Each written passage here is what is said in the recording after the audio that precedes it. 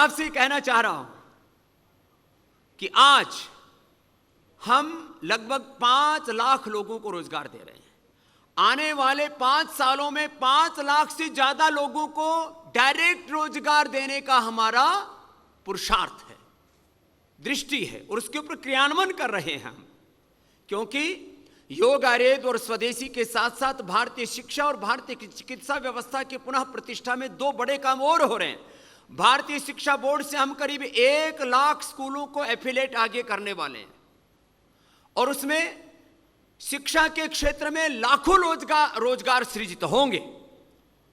और चिकित्सा के क्षेत्र में पतंजलि वेलनेस से पहले 1000 पतंजलि वेलनेस के आईपीडी ओपीडी, फिर 5-10 हजार, और लक्ष्य मेरा 1 लाख पतंजलि वेलनेस के सेंटर्स देश और दुनिया में स्टैब्लिश करने का हमारा इरादा है।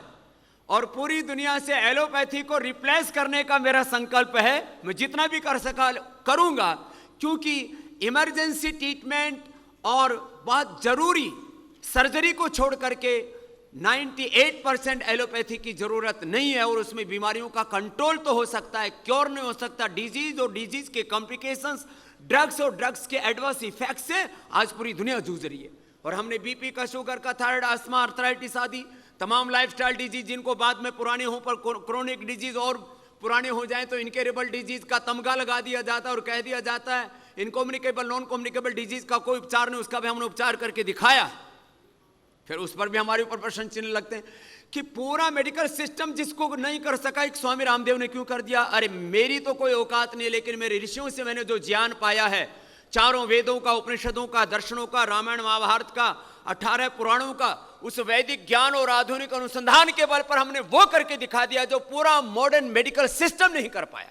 हमने डायबिटीज के पेशेंट को नॉन डायबिटिक किया। मैं अगले बार आपको एक लाइव कॉन्फ्रेंस करने वाला हूं यही प्रेस की, जिसमें मैंने जिनको टाइप 1 डायबिटीज पेशेंट को क्योर किया है, मैंने जिन BP, thyroid, asthma, arthritis, hepatitis, fatty liver से लेकर के वो तमाम disease, liver kidney failure patients को जिनको मैंने बचाया है, उन पेशेंट्स को भी आपके सामने लाइव लाने वाला हूं।